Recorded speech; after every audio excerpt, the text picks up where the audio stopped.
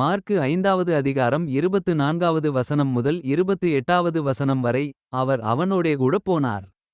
திரளான ஜனங்கள் அவருக்கு பின்சென்று அவரை நெருக்கினார்கள்.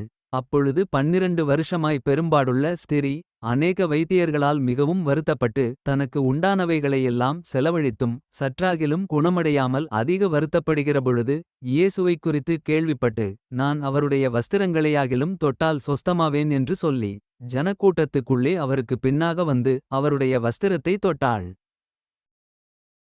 Mark chapter 5 verses 24 to 28. And Jesus went with him, and much people followed him, and thronged him. And a certain woman, which had an issue of blood 12 years, and had suffered many things of many physicians, and had spent all that she had, and was nothing bettered, but rather grew worse, when she had heard of Jesus, came in the press behind, and touched his garment.